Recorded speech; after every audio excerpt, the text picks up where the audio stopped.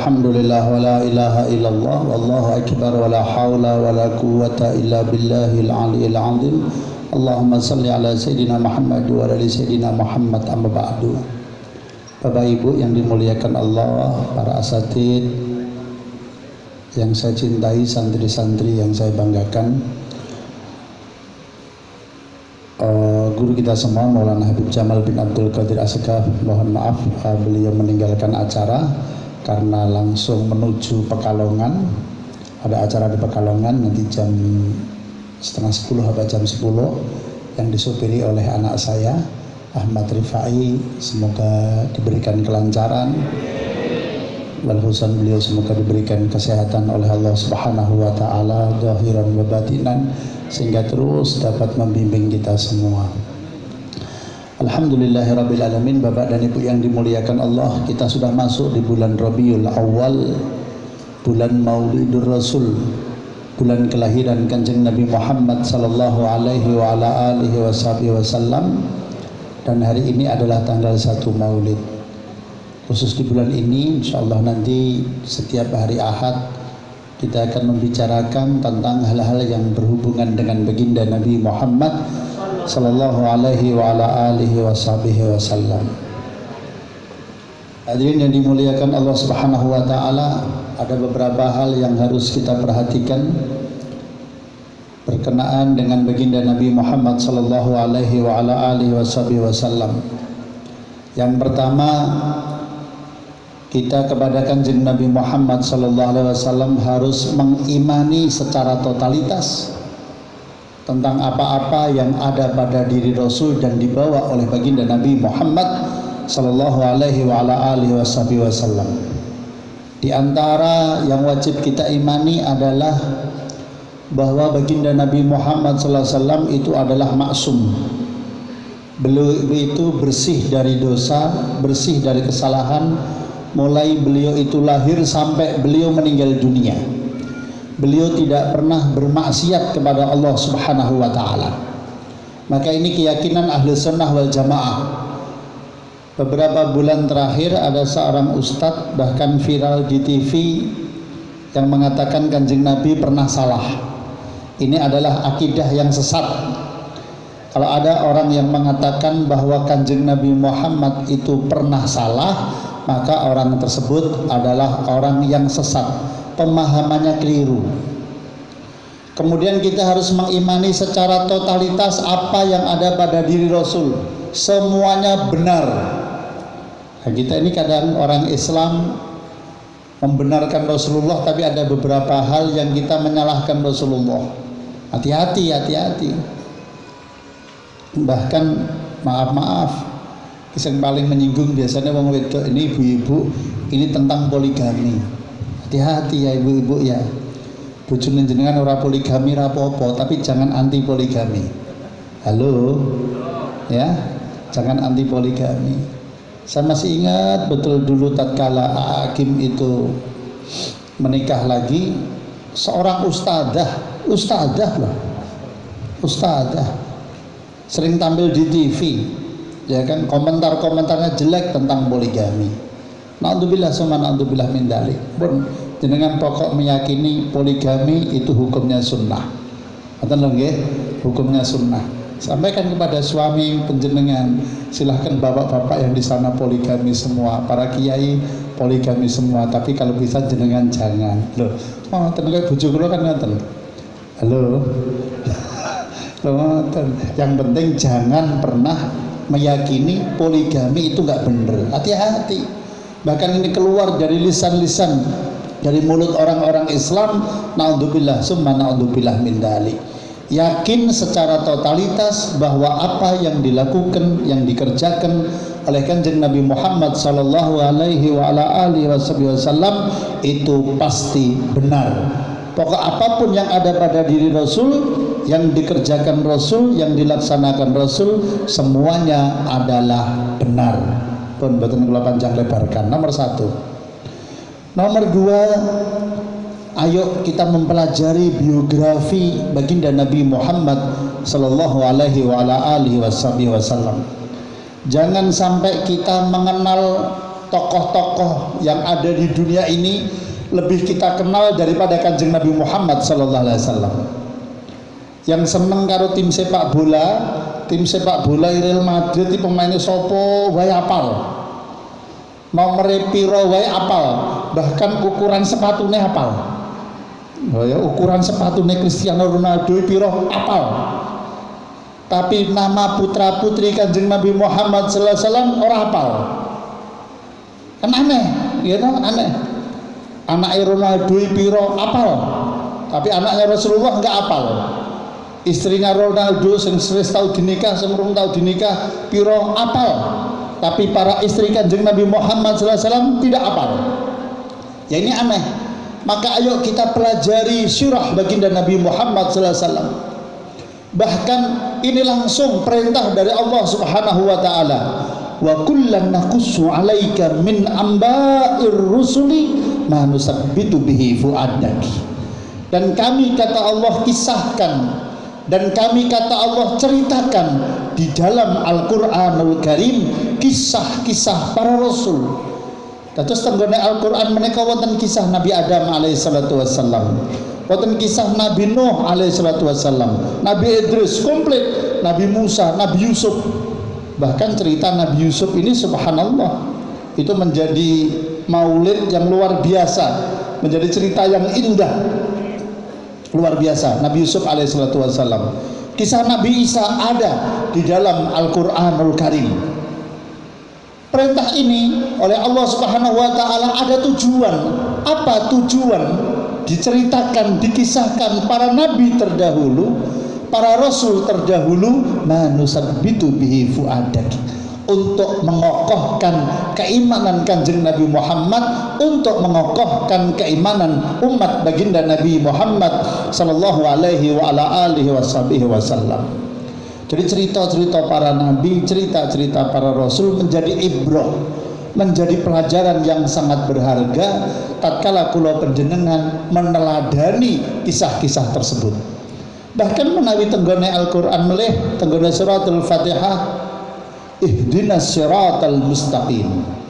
Ya Allah, tunjukkan kami jalan yang lurus. Apa itu jalan yang lurus? Siratal ladzina an'amta alaihim, yaitu jalannya orang-orang yang telah engkau beri segala macam kenikmatan. Mungkin tenggone beberapa kitab tafsir yang dimaksud jalannya Allah yaitu jalannya para nabiyin, para nabi, minan nabiyin wasiddiqin wasuhada wasalihin. Yang dimaksud jalannya orang-orang yang pernah diberi segala macam kenikmatan yang harus kita pelajari riwayat hidupnya, jalannya para nabi, jalannya para siddiqin, wali-walinya Allah, kekasih-kekasihnya Allah, jalannya para suhada, pejuang-pejuang Allah, jalannya para solehin, jalannya orang-orang soleh. Kan mempelajari.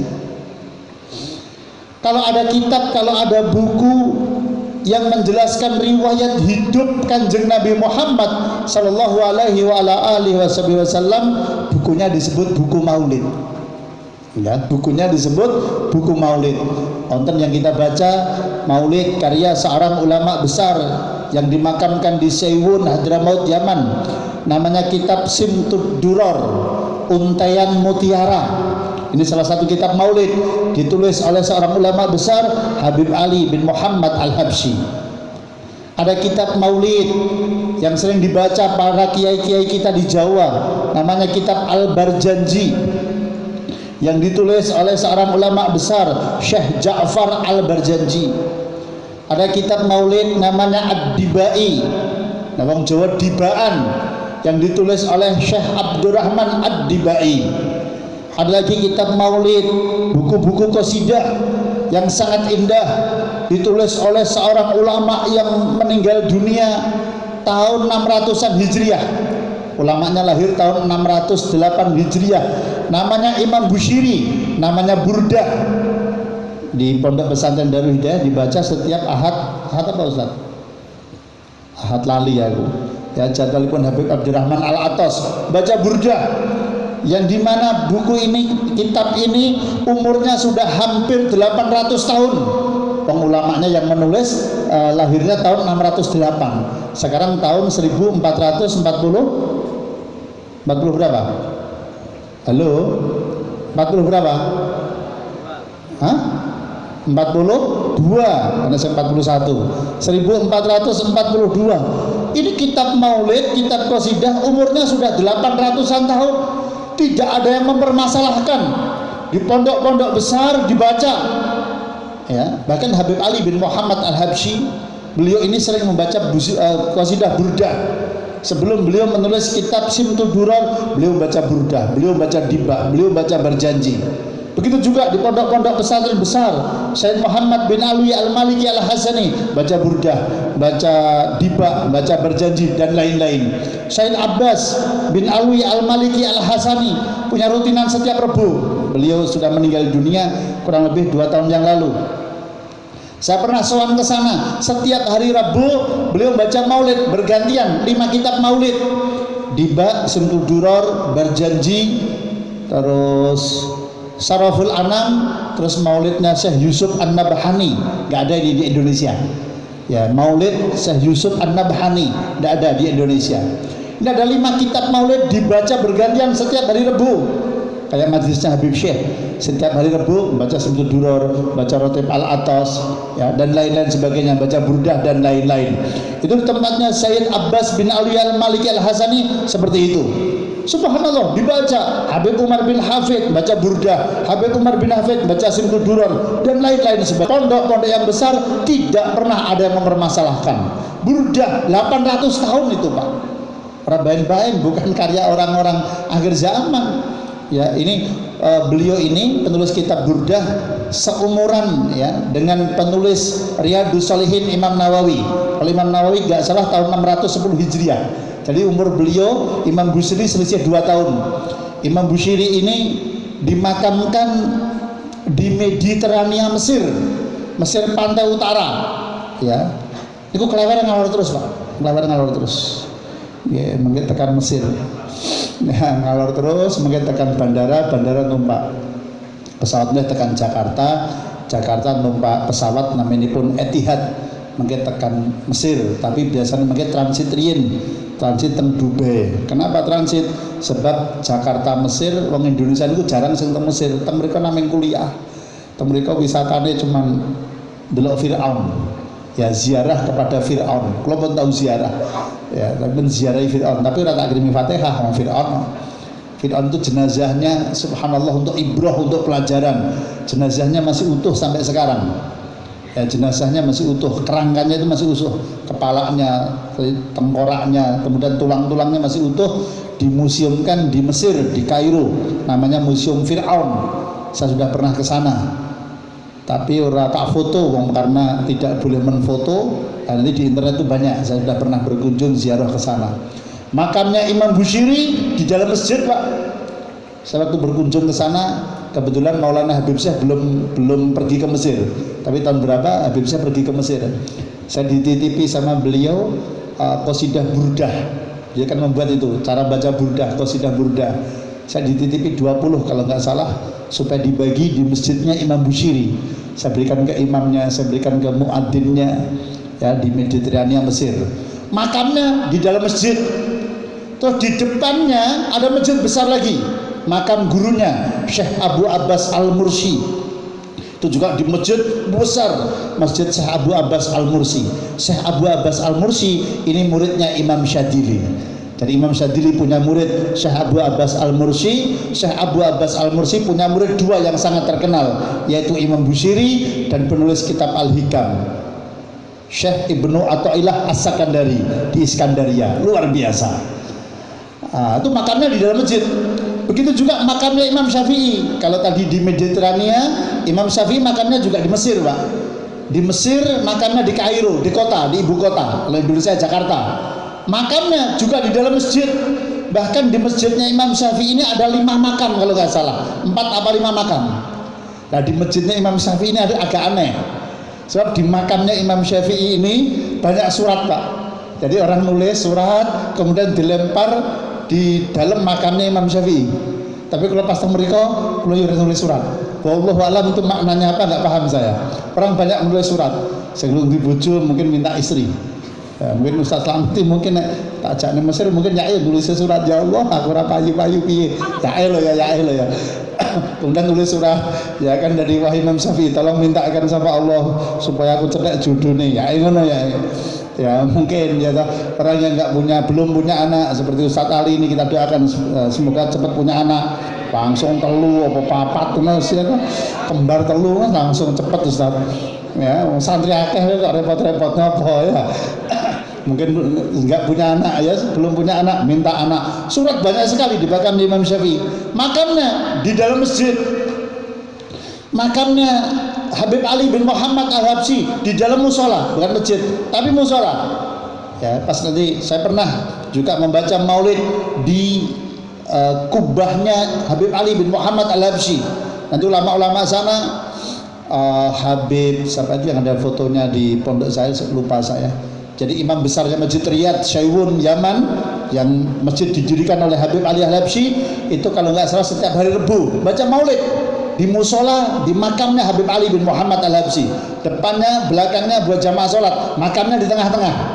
Nah, seperti itu. Makamnya Sayyidah Zainab.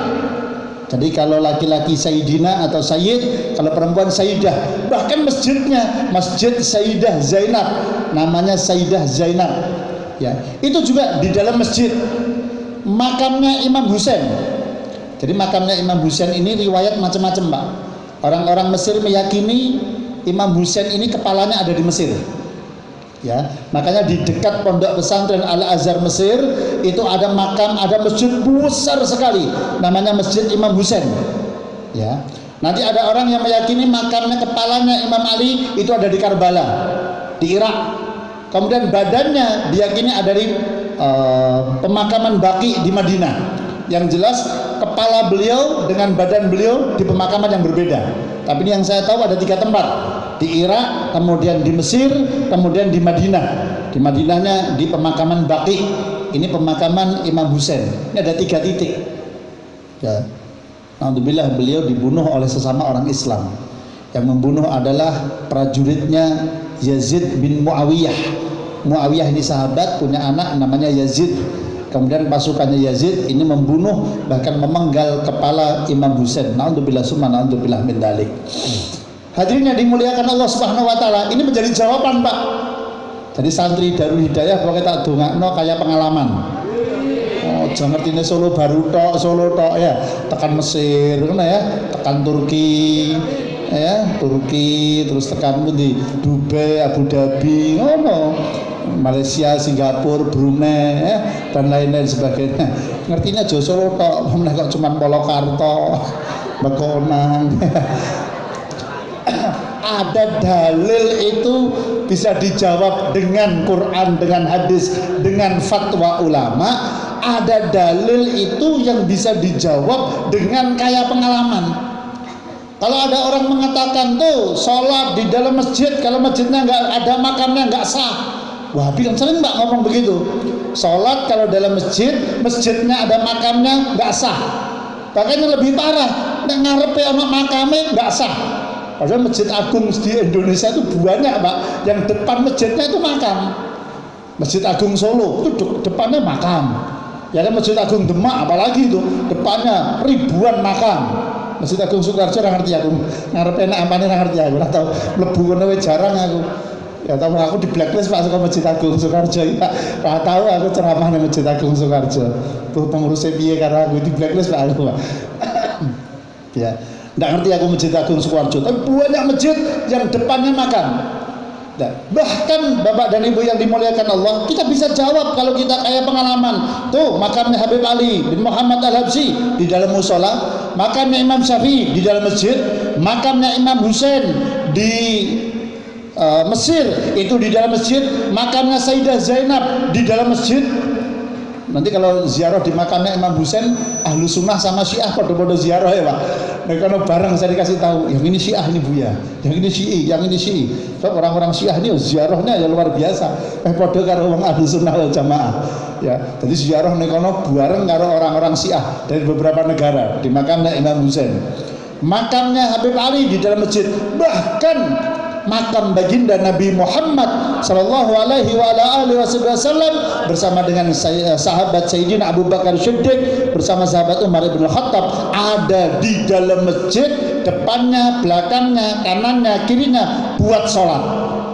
Lagi apa wong sing ngomong dalam masjid kalau ada makamnya nggak boleh untuk sholat, kurang tahu haji umrah apa piye? Jenengan bisa jawab mungkin Pak. Ya kan jenengan bisa jawab itu nanti dengan kaya pengalaman.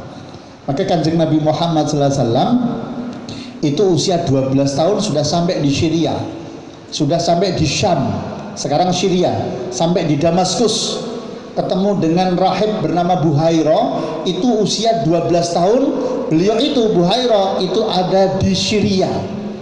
Dari Kanjeng Nabi Muhammad. Kanjeng Nabi Muhammad itu belusukan pasar Pak. Maka beliau tatkala mengomentari budayanya orang-orang itu enak banget Pak. Sebab beliau berpindah dari satu negara ke negara yang lain, berdagang itu pun biasa. Beliau keluar masuk pasar, jadi pasar yang model kayak pasar Klewer, pasar Sukoharjo, ya kan pelem sekelo tapi isinya cuma wolong orang itu Kanjeng Nabi paham Pak. Paham. Sing dhuwur api-api, sing ngisor bosok, itu Kanjeng Nabi paham. Saestu niku Pak. Maka hadis yang membahas tentang timbangan itu banyak sekali. Kenapa? Karena Kanjeng Nabi kaya pengalaman. Kanjeng Nabi itu jualan kain Pak. Kain yang dijual Kanjeng Nabi itu sebelum dijual dilihat, digelar sih panjangnya berapa, ada yang cacat nggak, di meter keberapa, ada yang cacat nggak. Nanti kalau ada yang cacat beliau sampaikan. Ya kaya awake dhewe nek dodol sing cacat dideleke. Lha jenengan nek tuku ini kan usum jambu Pak. Jambu niki enak-enak. Yang misal usum jambu, kita tuku jambu sekilo tapi sing ono kewane ya kan telung merapat dhewe. Jadi yang bisa dimakan cuma sedikit. Kuwi tuku sing kresek kan, sing pastikan hati-hati Pak. Campur karo sing dodol. Ya Allah. Muga-muga penjual-penjual jamaah hidayah muga-muga jujur kabeh. Selamat niku mengke nggih nek ora jujur wah nantubillah sumanantubillah min dzalik. Kaya pengalaman. Hadirin yang dimuliakan Allah Subhanahu wa taala, belajar Kanjeng Nabi Muhammad menika yang dahsyat kan bukan cuman batinnya saja, bukan cuman ibadahnya saja, tapi jasadnya Rasulullah sallallahu alaihi wasallam itu amat sangat dahsyat. Tenggone fasal berjanji menika wonten fasal berjanji wonten setuduran wonten fasal yang wajib dibaca. Iki menawi kula panjenengan ngikuti Habib Anis. Maulid menawi ngikuti Habib Anis, menawi ngikuti Habib Jamal, menawi mengikuti para habaib. Ini dicatat nih, hati-hati nek jenengan grup rebana sering mimpin maulid, sering sholawatan, fasal sesudah qiyam wajib dibaca. Menawi berjanji ya pas fasal sudah qiyam itu wajib dibaca. Sintu duror wahina fasal ke-8 bar qiyam wajib diwaca. Kata para ulama bahkan ini langsung kalau nggak salah langsung ditulis oleh Habib Ali sendiri. Ini nanti buyutnya beliau Habib Alwi, nanti banyak itu penjelasan di video itu sudah kita bantu viralkan. Beliau mengatakan Habib Alwi bin Ali bin Alwi bin Ali Al-Habsyi, langsung ini keturunan Habib Ali Al-Habsyi. Beliau mengatakan tidak dianggap baca Sintu Duror kalau fasal ke-8 tidak dibaca. Orang dianggap maca Sintu Duror. Mulai hati-hati nek maca maulid Sintu Duror dipotong boleh, mana yang enggak dibaca boleh, tapi motongnya motongnya jenengan minta petunjuk kepada para habaib. Boleh enggak Bib niki kula potong? Boleh enggak? Boleh. Nek boleh laksanakan, enggak boleh jangan. Juga jangan sembarangan habaib. Tanya kepada Habib Jamal, tanya kepada Habib Alwi, tanya sama keluarga Riyad. Ngoten Mbak. Nggih, biar bacanya itu pas. Mungkin jenengan tuh berdebat itu Habib Syekh pripun Ustaz, Buya bagaimana Habib Syekh? Kalau Habib Syekh itu ngajari baca sholawatan Pak. Nek pengen jenengan belajar Habib Syekh baca Sintu Duror, hadir di malam Kemis. Niku cara baca Sintu Duror. Ya, tapi kalau Habib Syekh di majelis-majelis di luar di lapangan niku beliau ngajak orang seneng karo sholawat. Ya, seneng karo sholawat, jadi cuma mengambil berkahnya saja, niatnya mau sholawat. Tapi kalau nanti di majelisnya beliau setiap malam Kemis, napa mulai kok malam Jumat di Masjid Riyad itu memang niat baca Sintu Duror. Kudu jenengan kudu paham niki niatnya para ulama-ulama kita. Terus ayo monggo cara motongnya maulid nanti tanya kepada para ulama. Bon, niku sing nomor kali. Enten fasal tenggone fasal qiyam. Kenapa kok sesudah qiyam itu wajib dibaca? Karena proses kelahiran Kanjeng Nabi niku nggih sing pas bar qiyam niku, Pak. Wahina Barozan itu yang menjelaskan tentang proses kelahiran Kanjeng Nabi Muhammad sallallahu alaihi wasallam. Contoh temeriku wonten teks waqad warada annahu sallallahu alaihi wasallam wulida mahtunan makhulan maktu as-surah, dan diriwayatkan bahwa tatkala Kanjeng Nabi Muhammad sallallahu alaihi wa ala alihi wasallam dilahirkan dalam keadaan langsung khitan. Jadi Kanjeng Nabi Muhammad niku adik-adik lahir langsung pun sunat. Jadi sing nyunat ora bogem, sing nyunat ora dokter, langsung disunat oleh Allah Subhanahu wa taala. Ki wong Sukoharjo gak ana lho, Pak. Gak ana wong Sukoharjo. Ya, nomor kali langsung bercelak. Jadi ngagem celak niku hukumnya sunnah, nggih. Langsung bercelak ten mriki, mboten ICD ya. Celak dadi warna hitam. Ya, kula urung tahu niku celak. Sunnah yang satu ini saya belum pernah mengamalkan, Pak. Tapi banyak teman-teman kita para habaib mengamalkan pakai celak. Terus kemudian beliau dilahirkan dalam keadaan langsung sudah puput tali pusarnya. Jadi pusarnya Rasulullah SAW langsung bersih. Yun pangapunten, pusarnya sudah terbentuk sempurna. Betul kayak orang Sukoharjo. Niku pedot tali pusarnya nganti seminggu bahkan sebulan. Lha nggih ta nggih. Niku menawa dulu saya maju Pak, saya botong Pak. Urung iso mlebu. Ya. Saya niku Pak. Niku pedote udele, niku nek orang umumnya orang niku ngenteni seminggu lah paling cepet niku. Ya harus 10 dino, nek usah selamat sebulan ya. Ya dengan ya sama sebulan itu. Ya, itu ngono wae nanti saya maju, belum terbentuk. Ya kan, belum mundur terbentuk. Nah itu kalau Kanjeng Nabi Muhammad SAW lahir langsung sudah sempurna seperti itu. Hitannya langsung sempurna, sudah bercelak, sudah tali pusarnya sudah puput, sudah selesai, tuntas, bersih, sudah terbentuk seperti orang dewasa, dan seterusnya dan seterusnya.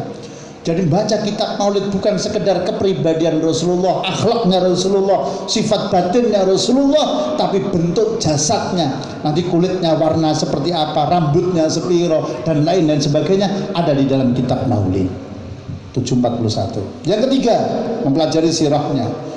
Yang ketiga, banyak-banyak menyebut namanya dengan membaca salawat kepada baginda Nabi Muhammad sallallahu alaihi wa ala alihi wasallam. Mengimani, mempelajari syirahnya. Yang ketiga adalah menyebut namanya. Bersolawat kepada Kanjeng Nabi Muhammad SAW ini untuk menghubungkan diri kita dengan Kanjeng Nabi dunia sampai akhirat. Untuk menghubungkan diri kita dengan Rasulullah dunia sampai akhirat. Bukan cuma tenggonya Pak. Jadi solawat ini Masya Allah nih. Kalau niku napa-napa solawat Pak. Bisa bangun pondok pesantren, napa amalane Buya? Selawat. Bisa tuku mobil, amalane napa Buya? Selawat. Ya toh. Dua anak bisa soleh-solehah, selawat Bu. Saestu. Kalau niku anak saya mempunyai kebiasaan sampai sekarang, ya sampai sekarang itu bahkan segede Ahmad Rifai niku mempunyai kebiasaan pokoknya mau pergi kemana-mana wajib pamit dari bapaknya. Dan niku kalau cekel sirai, selawati Pak. Allahumma salli wa sallim ala sayyidina Muhammad, Allahumma salli wa sallim ala sayyidina Muhammad, Allahumma salli wa sallim ala sayyidina Muhammad, baru doa yang lain. Misalkan doa yang lain ya jelas diajarkan Rasulullah, Allahumma faqihu fid din wa 'allimhu ta'wil. Tambahin meleh napa? Rabbi habli minas salihin. Tambahin meleh Rabbana hab lana min azwajina wa dzurriyyatina qurrata a'yun. Penting niki Pak. Nah niki aja cuma anak Pak, bojo Pak. Cakal sirahe selawati. Penting niku. Allahumma shalli wa sallim ala sayyidina Muhammad. Rabbana hab lana min azwajina wa dzurriyyatina qurrata a'yun. Bojo cerewatan tenan cekel lambene. Niki lambene. Allahumma shalli wa sallim ala sayyidina Muhammad. Ben rapati cerewet. Loh, wah kula nek melek mboten wani Buya, nek pas turu. Kalau nek pas melek ora wani pas turu pas ngorok-ngorok kayak cekel. Allahumma shalli wa sallim ala sayyidina Muhammad. Ya Allah, berkat sholawat muga-muga bojoku ya Allah nek ngomong sing akhlak karo sing lanang. Nek ngomong ora luwih banter daripada sing lanang. Tengene bidayatul hidayah. salah satu bentuk durhaka istri kepada suami. Cuma nek ngomong wis banter saka sing lanang. Niku bentuk durhaka, Pak. Rungokno para istri terutama bojoku. Terus Ustaz Fakrus, wah ini Buya curhat iki kita ya ora Ustaz. Nek bojoku Masya Allah ya ta. Tenang. Serius itu bentuk durhaka. Jadi durhaka ora kok wani, ora kok nakari sing lanang. Ora ngono kuwi Ustaz. Kuwi keduren kuwi nakari sing lanang, ngusir sing lanang. Wis wedok sugih. Nek dibojo rasa sugih-sugih Ustaz. Repot. Ya ora cuma itu. Cuma ngomong oleh banter saka sing lanang, itu sudah bentuk durhaka. Mana ada wong wedok ngoten niku Pak, cekel selawat. Allahumma sholli wa sallim ala sayyidina Muhammad. Allahumma sholli wa sallim ala sayyidina Muhammad. Saya itu kula niku napa kan kula selawati. Bojo hamil anake saleh-salehah, cekel wetenge, selawati. Ya kan, urung duwe anak, cekel wetenge, selawati. Allahumma sholli wa sallim ala sayyidina Muhammad. Saya kira duwe bojo foto satu jawane, fotone ya ta foto cekel selawati. Ya ta, tak cethake iki Ustaz.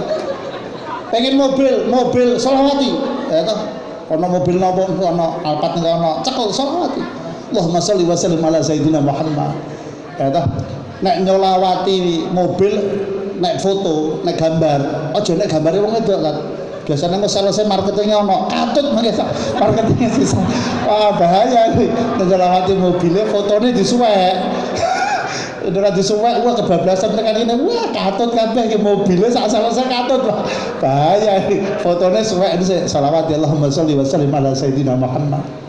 Serius itu Bapak Ibu, itu kita praktekkan dalam kehidupan kita. Saya waktu haji pertama kali ya Allah salawat muter Ka'bah salawat napa-napa salawat pengen ditakdirkan oleh Allah setiap tahun bisa mengunjungi Makkah Madinah ya kan tercapai Pak. Dan setiap tahun kita bisa pergi Mekah Madinah. Tahun ini pun sendiri jelas gara-gara nek corona jadwal bulan 4 saya berangkat, bulan 12 berangkat, tidak tahu ini nggak jelas kabeh. Sekarang setahun bisa kadang 2 kali Pak. Kalau lebih pengen 15 napa 16 nih Pak teng Mekah. Lebih pengen 15 Pak. Ya lah. Muga-muga panjenengan ketularan kabeh. Amin. Ya. Menyambungkan diri kita dengan Kanjeng Nabi Muhammad SAW. Mungkin jenengan butuh dalil. Napa-napa kok Buya dalilnya diselawati? Napa enten dalile? Enten. Dalilipun sahih rawahul Imam Muslim. Man shalla alayya salatan sallallahu alaihi biha asyra. Barang siapa yang membaca salawat kepadaku 1 kali, kata Rasulullah, ya kan ini hadisnya hadis qudsi. Ya, hadisnya hadis qudsi nama mboten iki wallahu alam. Mboten. Barang siapa yang berselawat kepadaku 1 kali, maka Allah akan memberikan selawat kepadanya 10 kali.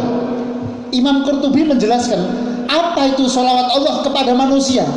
Dijelaskan oleh Imam Qurtubi yang dimaksud selawat Allah kepada manusia adalah pemberian Allah kepada apapun yang dia minta.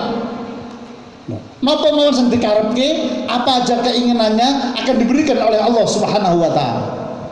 Cuman gini ke wau jenengan kudu paham, pemberian Allah itu ada yang diberikan cash, ada yang ditunda, ada yang kadang tidak pas untuk diri kita diberikan kepada anak cucu kita. Kula sering gambarke wong donga niku kaya wong nandur. Ana orang nandure esuk awan wis tukul. Halo, nandur napa? Kokolan. Apa niku? Kecambah, bahasane napa mleh? Apa? Toge, kokolan, toge, kecambah, napa meneh niku jenenge. Esuk 2 jam wis tukul. Kan donga ngerti-ngerti kabul.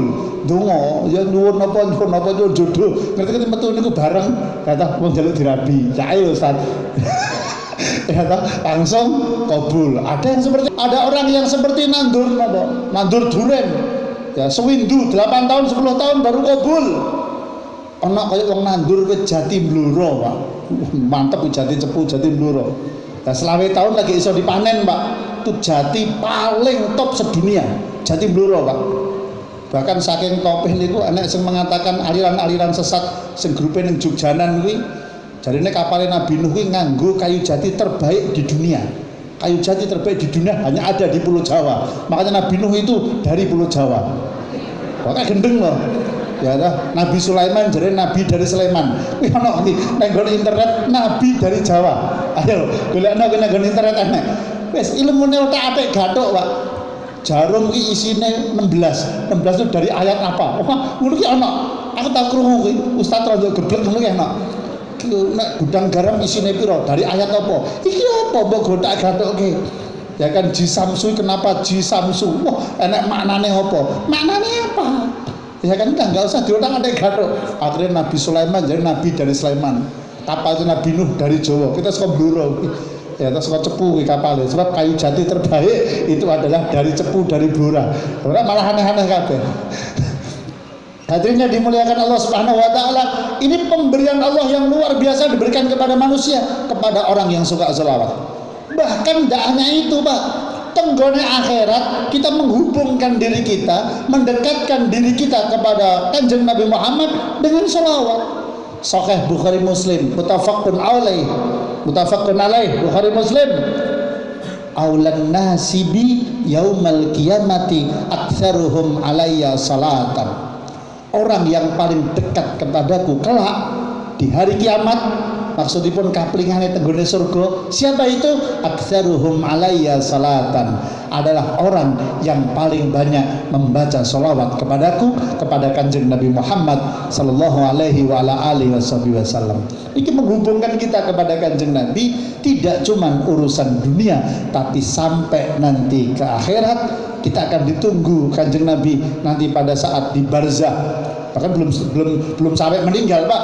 Husnul khatimah itu salah satunya di antaranya yang terbaik seseorang mendapatkan husnul khatimah tatkala dia mau nazak, mau sakaratul maut, itu yang dipandang adalah Kanjeng Nabi Muhammad sallallahu alaihi wa ala alihi wasallam. Dituntun kita untuk bisa membaca syahadat, dituntun kita untuk membaca la ilaha illallah Muhammadar Rasulullah. Sampai meninggalnya itu tarian nyawa itu enggak kerasa karena kita memandang Kanjeng Nabi Muhammad. Nanti pada saat nanti di barzah berat, Pak, himpitan kubur, ya kan, itu nanti kita mendapatkan syafaat Kanjeng Nabi Muhammad. Nanti pada saat di mahsyar kita mendapatkan pertolongan dari Kanjeng Nabi Muhammad. Melewati sirat kita nanti dibantu oleh Kanjeng Nabi Muhammad. Kanjeng Nabi Muhammad memberikan pertolongan gak hanya di dunia, tapi nanti pada saat sakaratul maut, nanti di barzah, nanti di mahsyar, nanti di sirat, sampai beliau nyegat di pintunya surga menunggu umatnya masuk ke dalam surga Kanjeng Nabi Muhammad sallallahu alaihi wa ala alihi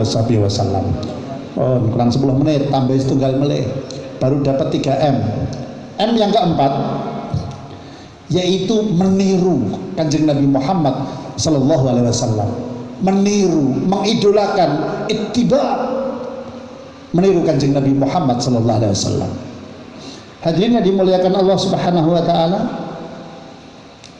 enten hadis niki kula kampanyekan, man ahya sunnati faqad ahabbani wa man ahabbani kana ma'i fil jannah. Sahih Bukhari.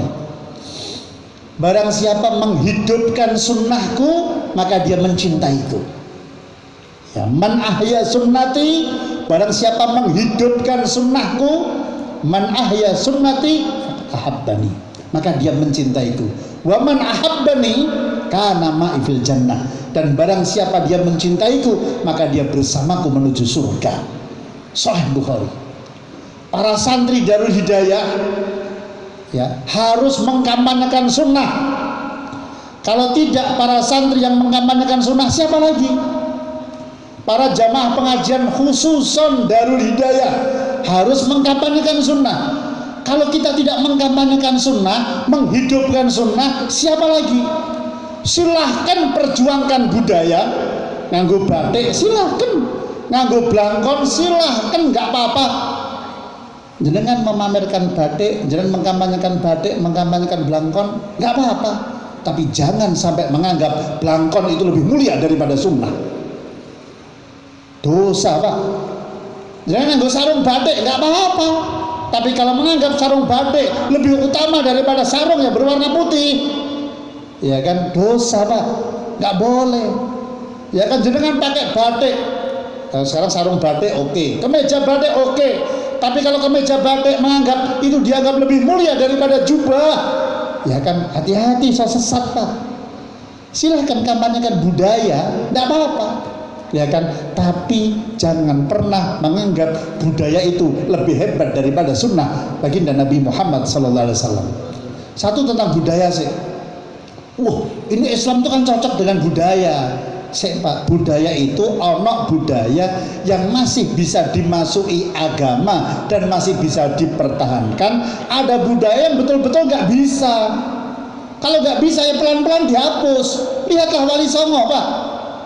Ada budaya yang pelan-pelan diubah menjadi budaya Islami. Contoh, saya sepakat telung dino, pitung dino, petang buluh itu bukan dari Islam. Sepakat, Pak. Jadi kan menawi lunga nenggone Bali.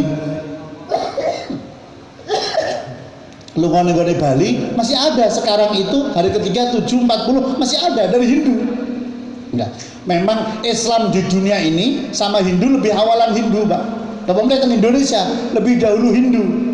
Makanya kalender kenapa jenenge Hindu Buddha, kalender Buddha itu kalender Cina itu kalau nggak salah sekarang sudah tahun 2500-an. Lebih tua daripada Islam. Ya lebih tua daripada kalender nasional, lebih tua. Ya kan, saya sepakat itu kalau 3 hari, 40 hari, 7 hari itu dari Hindu sepakat. Tapi oleh Wali Songo diubah. Yang salah apanya, Pak? Jadi kan mungkin Pak masih menjumpai, terutama yang 40-50 tahun ke atas. Jadi kan menawi masih menjumpai teng Solo Raya nih orang kumpul-kumpul makan-makan, tapi dungone ya kan ambengnya ini nasinya diinggo danyange, sing jaga jembatan, sing jaga wit gede, sing jaga. Niku saya masih menjumpai, Pak. Ya, bahkan saya pernah ngisi pengajian loh, Pak. Niku orang mudin, jelas ramudin. Mudin itu mud itu panjang din agama, orang memanjangkan agama. Kena ramudin gitu, Pak. Ya apa jenenge? Apa jenenge itu? Tukang apa lah, tukang donga kuwi. Saya masih menjumpai tahun berapa? 2000-an mungkin, Pak. Saya ceramah nang Wonogiri, ya kan saya datangnya agak awal, sing donga iku isih kanggo sedekah kanggo danyang kene, sing jaga kene, sing jaga kene, sing jaga kene. Ning cedak antum kecelakaan dulu ta, cedak gantole ngono kae. Ya kuwi ya arah gantole sering dibancaki juga melokno demite. Ustaz Makrus ini hampir meninggal dunia turun dari gantole, Pak. Alhamdulillah dijaga oleh Allah gara-gara sholawat. Bar ceramah kok gantole, Pak. Medun jam 11 bengi. Ya kan kecelakaan dengan Ustadz Zaki dulu berdua, kemudian gulung jatuh di kalen. Untung wis rada ngisor. Wis rada dhuwur, Pak. Bablas Ustadz Makrus wis. Almarhum almaghfur lah ini sudah.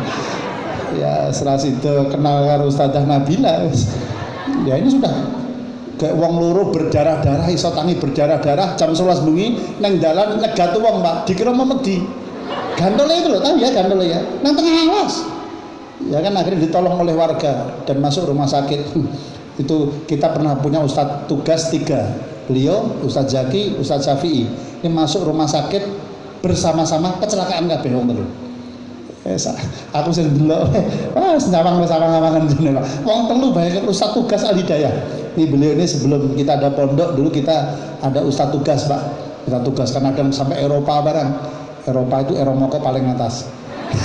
Desa Pucung atau desa apa jenenge sampai sekarang masih di sana.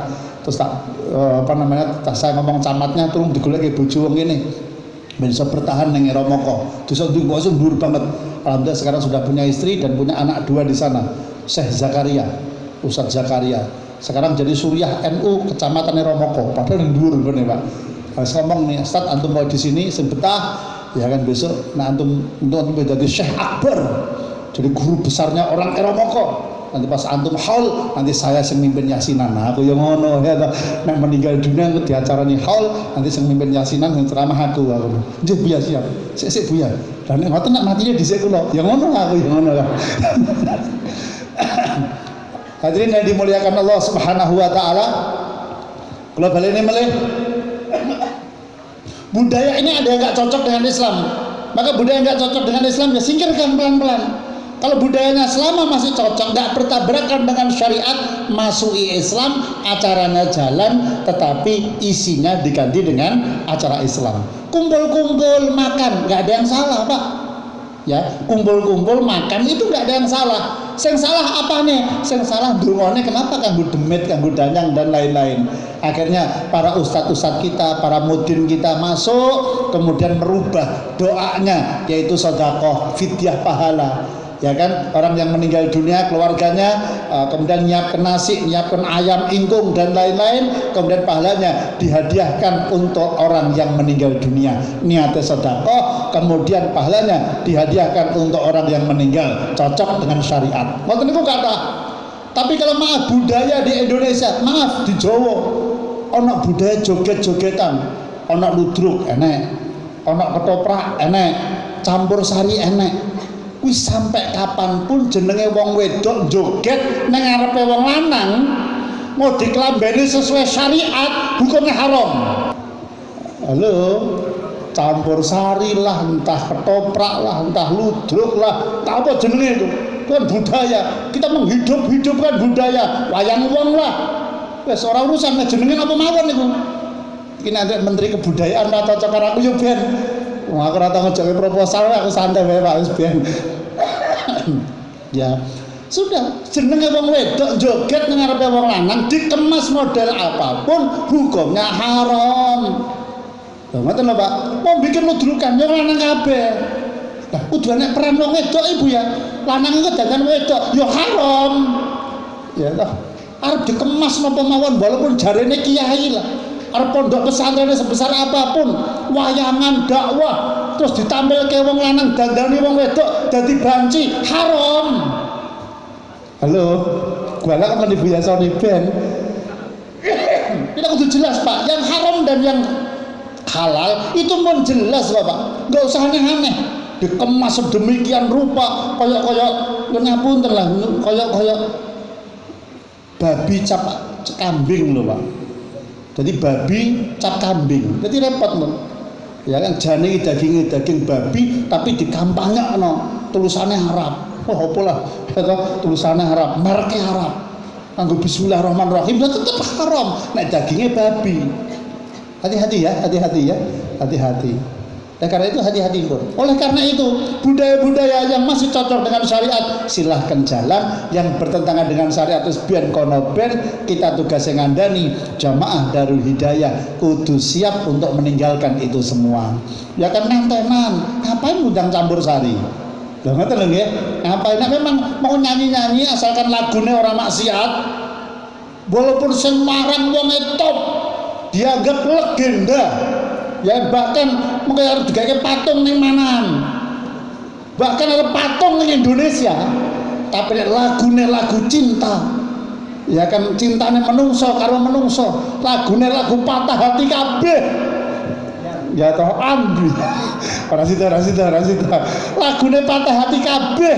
Bahkan saking terkenale anakku sing cilik wae mudeng. Aduh, ora gendeng lagi ta wis. Sampai guse sing paling cilik nak nonton TV seneng. Karena pengaruh media sosial luar biasa. Ya kan, lah piye wong kuwi anake kuwi adik kelas Hasan. Ya tak kenal judeg to, Pak. Ning sekolahan yo dikampanyekno. Piye coba? Apa ora hanya lagu?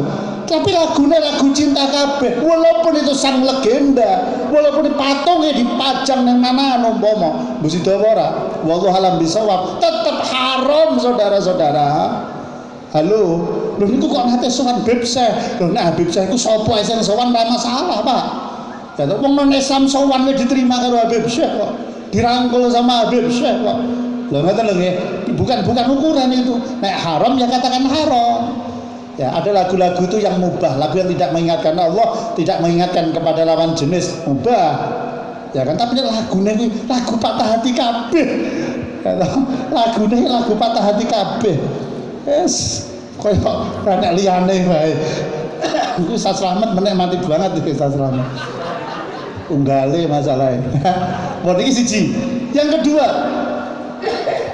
ayo santri, ayo jamaah Darul Hidayah, kampanyekan sunnah. Maaf, bukan sekedar kita dapat pahala dari Allah Subhanahu wa Ta'ala, tapi kalau kita yang tidak mengkampanyekan sunnah, lalu siapa lagi yang akan mengkampanyekan sunnah? Ada kelompok Islam, akidahnya sesat, fikihnya keliru, tapi identitasnya sesuai sunnah. Lah kita ini orang ahlu sunnah meninggalkan sunnah. Bahkan nenek menganggap sunnah nggak penting. Wong lanang jenggolte tukul, mbok cukur enteki ngopo? Ya kan, akhirnya sunnah jenggot ini diamalkan oleh orang-orang yang bukan ahlu sunnah. Halo, dalam mazhab Syafi'i jenggot ini hukumnya sunnah. Dalam mazhab Maliki hukumnya wajib.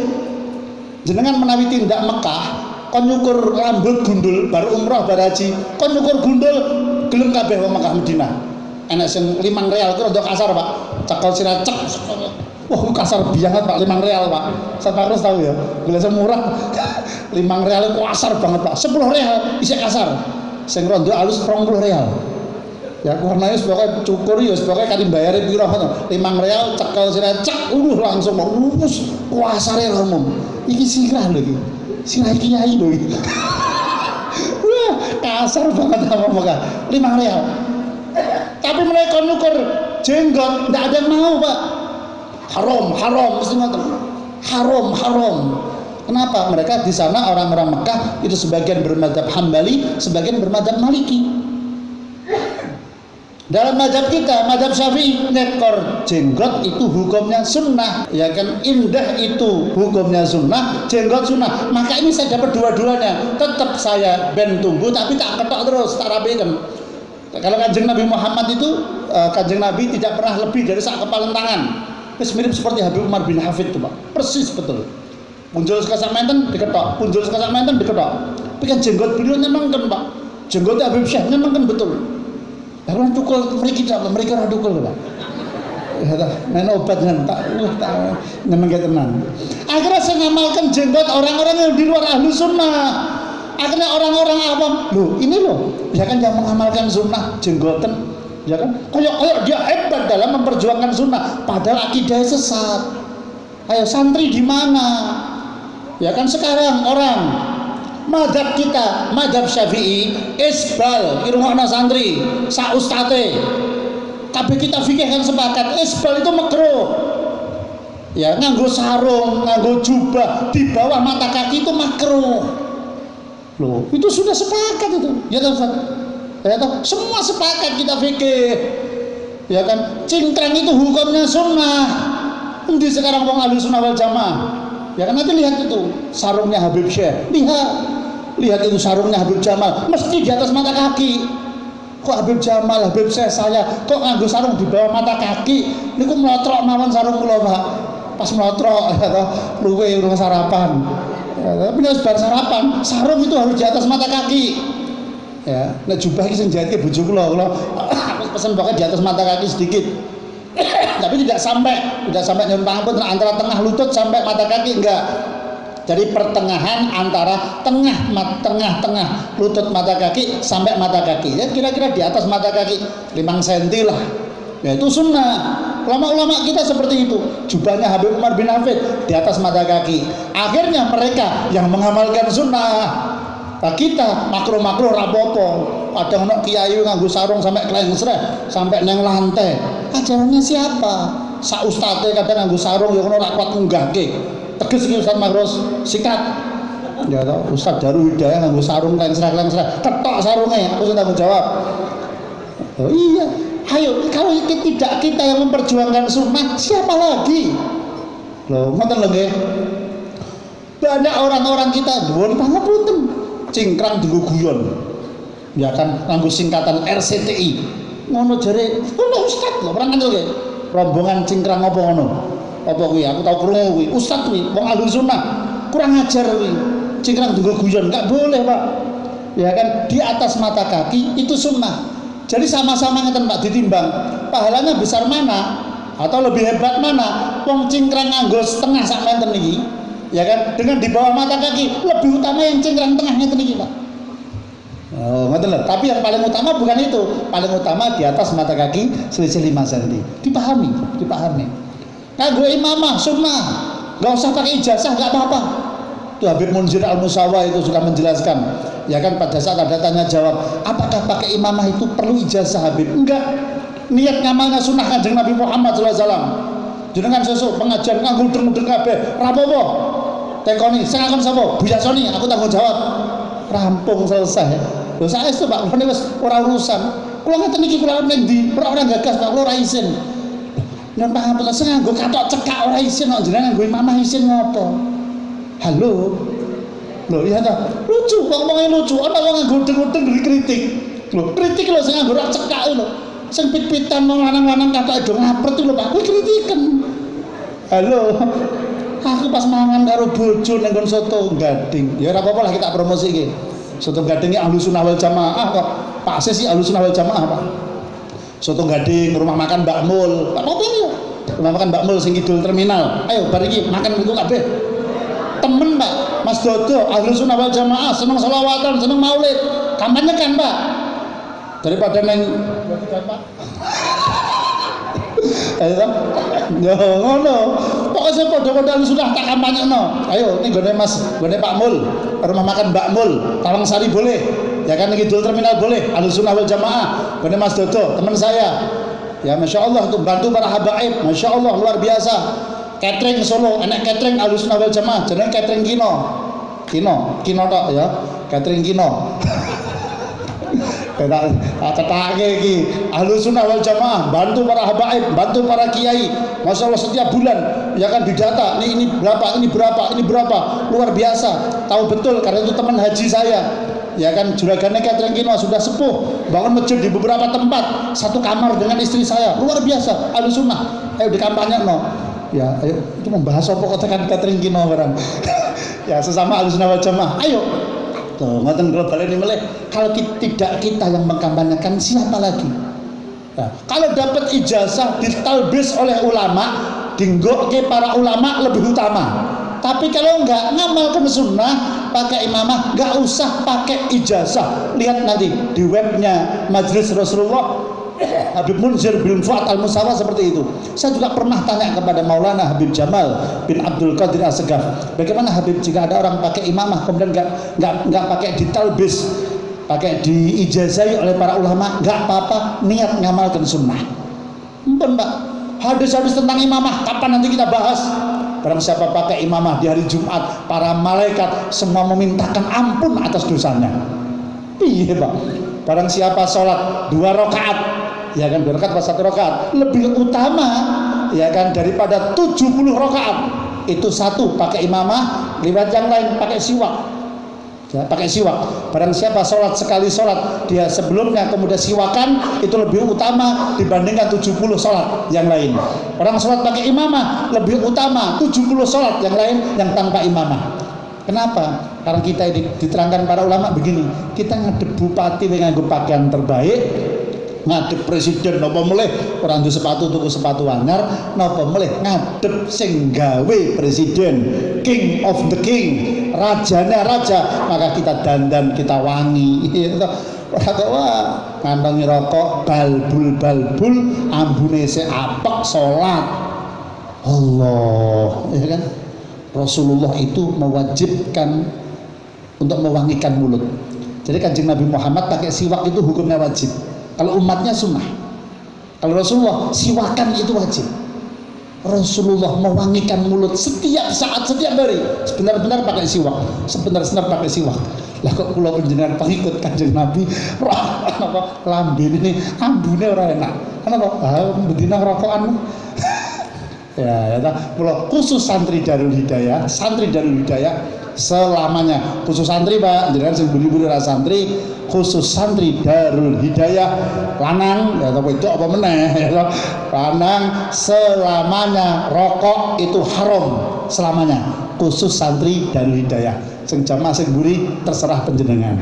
Ana kiai sing halal monggo, ya kan pakai santri Darul Hidayah. Ya. Pokoknya ngikut Buya Soni niku gampang Pak. Karena ulama berfatwa kita ambil yang ihtiyat mana, yang lebih hati-hati kita ambil. Kalau sekeluarga Pak, nanti santri Darul Hidayah aja mangan kepiting. Apa Ustaz cuma mangan kepiting? Larang kepiting ini. Aja sih ya toh, orang cuma sekedar larangi. Kepiting itu haram kalau tanya sama saya. Ya, kepiting itu haram, ihtiyat. Ada ulama yang berfatwa kepiting haram. Kenapa? Karena termasuk hewan yang hidup di dua alam.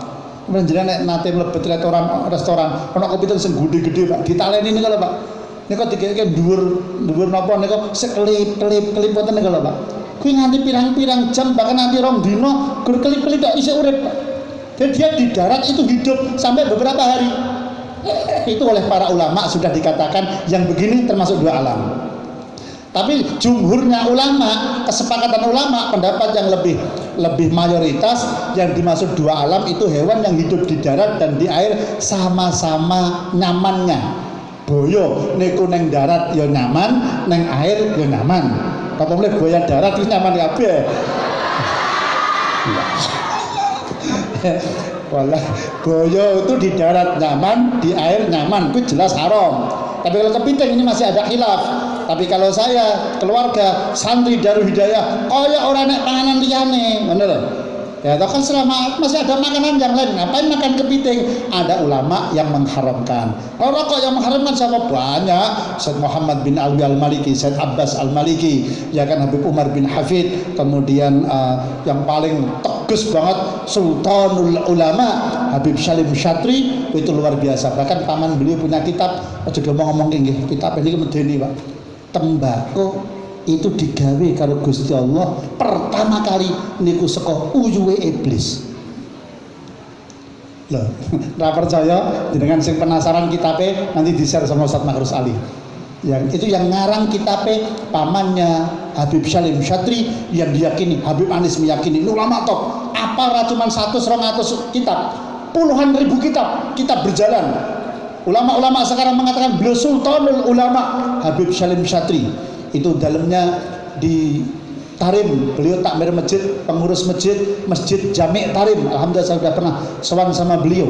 Ya kan salaman, cium tangan, foto tapi untuk samar zaman kayak urung ono foto sing apik, ya kan itu Habib Salim Syatri itu Sultanul Ulama, beliau mengatakan hukumnya haram. Termasuk nanti di sana ada tumbuhan namanya gat. Lah tak terang gat ya ngerti kabeh. Itu sing kapan hari Raffi Ahmad itu di penjara itu gara-gara itu gat. Gat itu kalau di Yaman itu legal.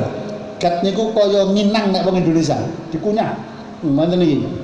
Niku mare kuat niku kuat fisike. Ya toh niku gat. Itu kalau di Indonesia itu termasuk narkoba. Kalau di Yaman itu legal. Didol ning ndi-ndi. Di pasar-pasar didol godhong-godhong. Wong lanang dimamah tak kaya nginang. Ulah nang do ngopo. Terus kula digawani kula wedi. Itu Habib Salim Syatri haram. Ya, kita harus mantap meniru Kanjeng Nabi Muhammad, bukan sekedar sholatnya, tapi bagaimana cara berpakaiannya, bagaimana cara duduknya, bagaimana cara jalannya. Pelajari riwayat hidup Rasulullah sebisa mungkin kita praktekkan dalam kehidupan sehari-hari. Nembe angsal sekawan menika nomor setunggal mengimani, nomor kalih mempelajari biografi sirahnya, nomor 3 menyebut namanya dengan banyak membaca salawat, yang keempat yaitu meniru dengan cara ittiba, ya, meniru apa yang bisa kita tiru dari Kanjeng Nabi Muhammad sallallahu alaihi wasallam. Kemudian nanti yang selanjutnya akan kita lanjutkan minggu depan insyaallah. Yuk, saya harapkan semuanya sahabat nanti semangat untuk mengikuti kegiatan-kegiatan Maulidur Rasul di beberapa tempat 12 malam berturut-turut. Tadi malam di Karanganyar juga mulai Jamuro, mulai pun semuanya bikin acara Maulidur Rasul. Di sini nanti santri-santri nanti malam 12. Aku tak kosong ide lagi Ustaz. Nanti makan sing enak. Ya, makan sing enak. Aja kayak biasane Maulidur Rasul kayak biasane. Aku lali. Nanti kalau bisa itu pondok nanti dibeli kenan Ustaz, lampu-lampu yang meriah. Ya, lampu yang meriah nanti. Hari ini dibelikan. Ya, ben dotekan. Ini ngopo ini? Peringatan Maulidur Rasul. Kalau 17 Agustus itu kemerdekaan Indonesia. Kalau 12 Rabiul Awal kemerdekaan sak donya, kemerdekaan manusia. Ya, buka kan ayat tentang kul bi fadlillahi wa bi rahmatihi fabidzalika falyafrahu. Yang dimaksud di situ kita harus bergembira. Yang dimaksud adalah wa ma arsalnaka illa rahmatan lil alamin. Yang dimaksud oleh Imam Ibnu Hajar Al Asqalani, ayat ini yang dimaksud siapa toh kita wajib bergembira dengan rahmatnya, dengan fadlnya yang paling luar biasa. Kegembiraan yang paling luar biasa ada dilahirkannya Kanjeng Nabi Muhammad sallallahu alaihi wasallam. Karena ada Rasulullah, kita mudeng sholat, kita mudeng zakat, kita mudeng berbakti kepada orang tua, kita mudeng akhlak itu yang baik bagaimana. Maka kita wajib bergembira dengan kelahiran Kanjeng Nabi Muhammad sallallahu alaihi wasallam, seorang tabi'in yang agung yang pernah berguru kepada ratusan sahabat, lebih dari 100 sahabat, namanya Sayyidina Hasan Al-Basri. Beliau pernah menulis di dalam kitabnya, jika saya mempunyai emas sebesar 2 bukit Uhud, maka ini semua akan aku jual untuk penyelenggaraan Maulidur Rasul. Jadi kisah-kisah ini akan kita bawakan nanti insya Allah minggu depan. Masih nanti jadwal saya melanjutkan kajian mengenal, mensikapi Kanjeng Nabi Muhammad sallallahu alaihi wasallam. Mohon maaf segala kekurangan. Yuk kita tutup doa yang semangat. Ya Rabbana tarafna bi annana tarafna.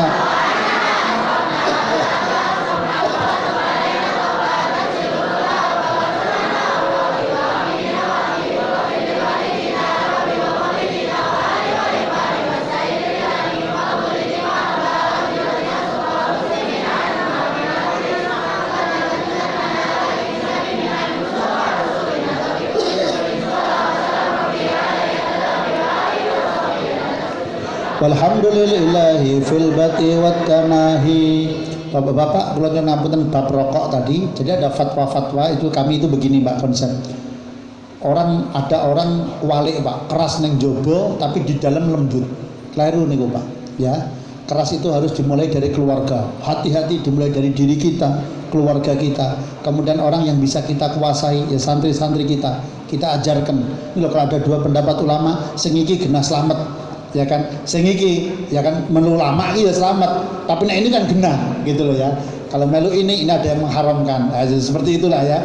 Jadi kami ini keras kepada kami dan keluarga, kemudian kepada para santri ya kan, untuk menjadi pegangan ke depan. Tapi kalau nanti penjenengan, Habib Fulan kan rokok, kemudian Syekh Fulan, Ustadz Fulan, Kiai Fulan kan rokok, saya mau ikut, silahkan, betul nopo-nopo. Ya, jadi separuh ulama kita di Indonesia mengatakan lebih dari separuh, ya umumnya ulama di Indonesia itu rokok itu makruh, makanya makruh itu jadi kebanggaan. Wong makruh jadi bangga, ngono lho. Sing ngurung rokok gak usah rokok, ngono intine ya. Sing wis rokok kurang ngono. Ya, nek rokok jadi 100.000 ben ra mumet, ngono ya. Ya, utang kok dulu rokok, utang kok duit diobong kan ya maneman ya. Kita takon mundak terus Pak rokok Pak regone Pak. Ya sing ngurung rokok ora usah kepengen rokok, sing wis rokok nek saged kurang ngono. Ngoten nggih. Nah, masalah tadi tentang saya mengharamkan rokok untuk saya, untuk para santri Darul Hidayah, untuk orang-orang yang bisa kami kuasai. Di luar itu hak panjenengan sedaya-sedaya. Monggo terserah panjenengan. Walafu minkum. Assalamualaikum.